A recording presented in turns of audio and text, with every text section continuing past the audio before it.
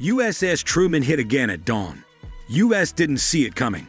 At 4:00 a.m., while the Red Sea slept beneath a curtain of darkness, a violent awakening unfolded. A morning stillness broken, not by the sound of alarms, but by the scream of warbirds and steel-clad terror. The USS Harry S. Truman, a 100,000-ton titan of American naval power, had been hit again. And this time, the enemy didn't miss. This wasn't an accident. This wasn't a signal. This was an ambush, and we never saw it coming. The explosion that shattered the silence. Just before dawn, Truman's radar room picked up 3 faint signals, barely a flicker. Unidentified flying objects moving just 100 feet above sea level. Too low for standard radar. Too fast for comfort. These were stealth drones, coated with radar-absorbing polymer paint, virtually invisible to traditional scans. By the time the full-length CIWS guns whirred to life, their 20mm Gatling barrels glowing hot, it was already too late. Drone number 1 smashed into the forward weapons deck with a 125mm tandem-charged warhead. The detonation tore through 20,000 pounds of stored munitions. A thunderclap of fire and steel. Shockwaves threw sailors 30 feet across the deck. Bulkheads groaned and twisted. Deck plates warped like paper. Drone number 2 punched through midship, shredding the vertical launch system. Its warhead ruptured 2 fuel mains, igniting a fireball over 50 feet high that engulfed radar masts and radar antennae. Drone number 3 scored a direct hit on the hangar bay. 2 F/A-18 Super Hornets, each worth over $70 million, were obliterated. 7 flight deck crew members died instantly. 1 second, a routine patrol. The next, hellfire on steel. Blinded eyes, deaf ears, the fog of electronic war. The attack was surgical. All 3 drones were fitted with jamming devices, emitting high-frequency bursts that blanketed the Truman's radar and communication systems. Operators watched in disbelief as their screens filled with static, flickering ghosts, false echoes. Then silence. For nearly 27 seconds, the Truman was blind, deaf, and alone. That window, that silence, it was all the enemy needed. The ship's eyes and ears were gouged out just before the fists came flying. Yet amid the chaos, the crew didn't panic. Officers switched to encrypted backup channels. The bridge redirected fire control to manual override. Training took over where technology failed. But the damage was already measurable.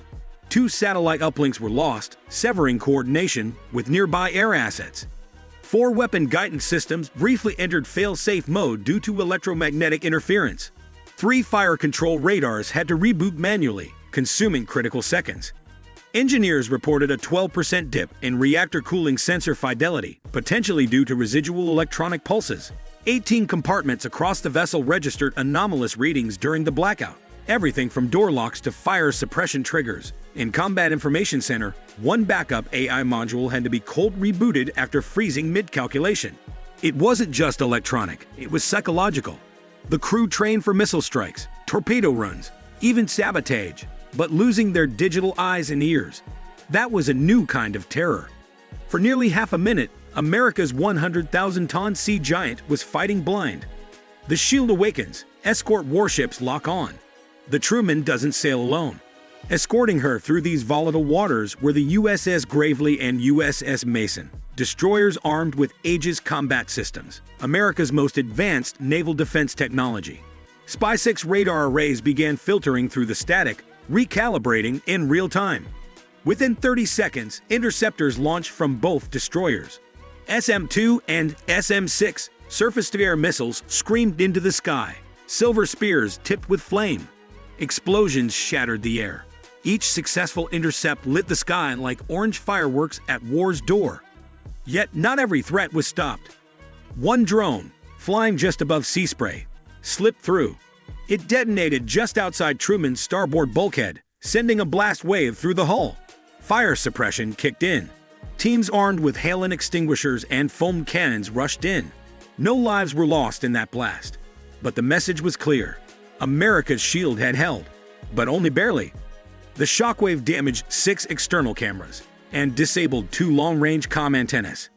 Deck 3 bulkhead sensors recorded a pressure spike equivalent to 400 pounds per square inch, enough to deform outer plating.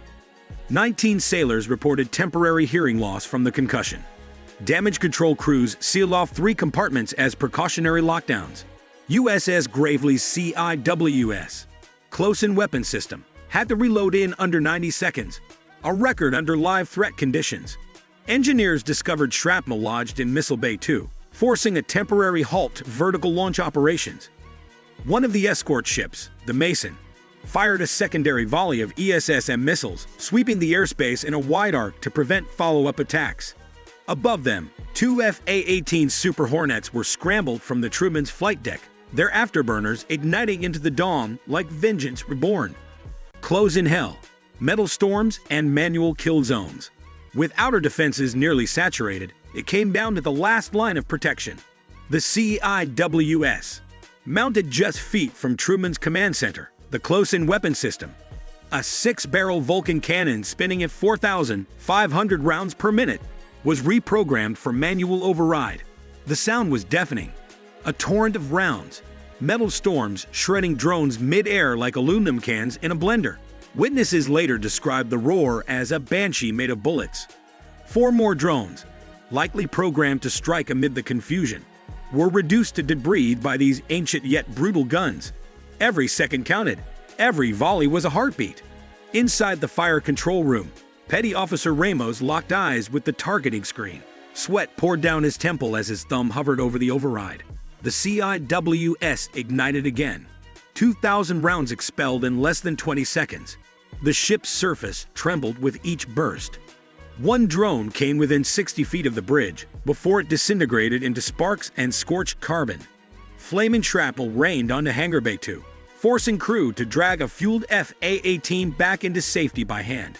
CIWS radar suffered a temporary magnetron overload, prompting engineers to cool the system with emergency nitrogen. Cameras captured the final drone fragment hitting the ocean at Mach 0.9, skipping like a burning stone before vanishing in steam. Gun crews had mere moments between reloads. Belt-fed 20mm rounds slammed into feed trays like war drums echoing into chaos. The counterstrike, vengeance by air. By 5:03 a.m., with flames still being extinguished and the deck scorched, the USS Truman became the launch pad. The FA-18 Super Hornets, fueled, armed, and loaded with retaliatory strike data, launched in succession. Each pilot received real-time telemetry from satellites, Predator drones, and AWACS. Target 1. A known UAV storage compound located on a barren stretch 28 miles inland. Result: obliterated in a single bunker-busting run. Flames shot through the collapsed hangars, secondary explosions illuminating the desert floor. Target 2. Mobile missile launchers parked under radar camouflage. Hit with JDAMs, Joint Direct Attack munitions. Reduced to molten rubble. The ground split from the impact. An infrared scan showed no remaining heat signatures. Target 3. A known enemy coordination and radar outpost.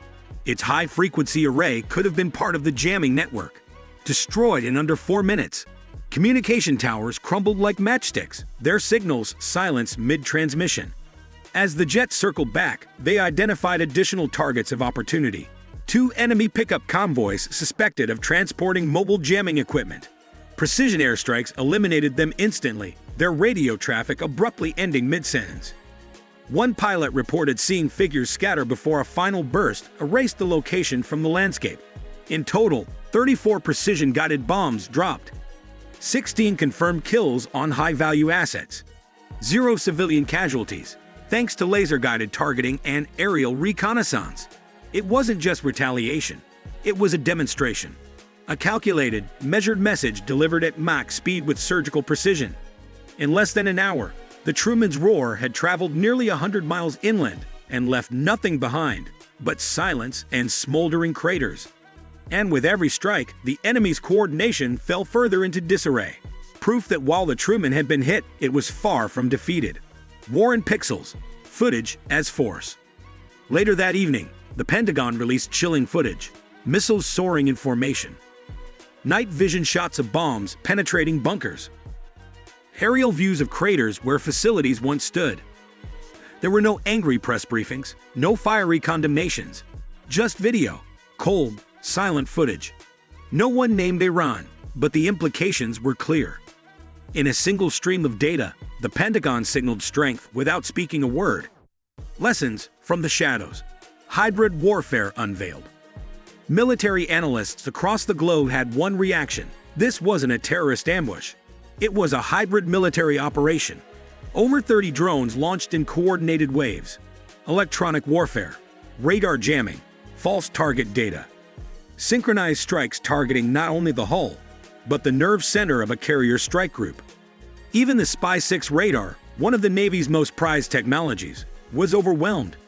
Operators had to manually distinguish ghost targets from real threats, a task that normally relies on AI and signal processing systems. This was not luck. This was a high-tech, high-discipline assault. And the world noticed. Signals from friendly satellites were briefly spoofed. Some crew members reported flickering command screens showing reversed navigation coordinates for a few seconds. Communications relays experienced pulse interruptions, short, sharp bursts designed to trigger resets or shutdowns. In the middle of the chaos, one encrypted channel mysteriously went dark for exactly 42 seconds, long enough to disrupt targeting commands. The timing of the attack coincided with a routine radar maintenance cycle, suggesting deep knowledge of U.S. naval schedules. Simulation experts now believe at least part of the operation was run using advanced machine learning models to predict American countermeasure reactions. It wasn't just steel against steel. It was algorithm versus algorithm, signal versus instinct. The enemy didn't just strike the ship, they struck the invisible systems that guide it, shield it, and power it. It was, in many ways, a battle that unfolded not just in the Red Sea, but in the unseen battlefield of frequencies, software, and neural networks. And it exposed a chilling reality. In the age of hybrid warfare, even a supercarrier can be caught off guard, not because it lacks strength, but because the enemy no longer plays by old rules. The future frontline. Warfare beyond metal. Naval warfare is no longer just about missiles, hulls, or the size of a fleet. Today, it's about data, disruption, and digital domination. New training protocols now prepare sailors for blackout mode, combat without comms or radar. Redundant encrypted backup systems are being developed. AI is being tested to triage threats faster than any human. Signal integrity teams are being assigned alongside weapons officers. This is the next chapter in warfare. Invisible battles, fought in microseconds, across unseen frequencies. A world watching. Allies move to the front. America isn't alone in this new war. Within 24 hours of the attack, French and British warships joined Truman's patrol grid. B-52 bombers were seen landing in Qatar and Djibouti, adding long-range support. Intelligence sharing between NATO allies and Israel was intensified. Surveillance satellites now canvass the Red Sea 24/7. UAV patrols have tripled. Cyber defense units have been deployed aboard ships, because today, even Wi-Fi is a battlefield. Together, this international coalition is forming what defense insiders call a digital dome, a surveillance and strike net ready to intercept threats before they leave the launch pad. The strike that changed everything. The Dawn strike on USS Truman didn't just damage a ship, it altered global military doctrine. It revealed just how vulnerable even a nuclear-capable, multi-billion-dollar strike group can be when faced with precision stealth, coordinated jamming, and drone saturation. But more importantly, it showed how prepared America is to adapt and overcome. 0 crew lost in the counter-assault. All major systems restored within 48 hours. And above all, the flag still flies on the Truman, defiant as ever. The war before it begins. So what comes next? The battlefield is shifting. Fast. War might arrive with an algorithm. A conflict may start with a blink on a radar, a signal drop, a whisper in the data. But the U.S. Navy is listening, watching, and preparing. Because when the next dawn brings fire, it won't find us blind. This is Navy Secrets, unveiling the silent wars before the first bullet flies. Like, subscribe, and drop your thoughts in the comments. Stay sharp, stay safe, stay tuned.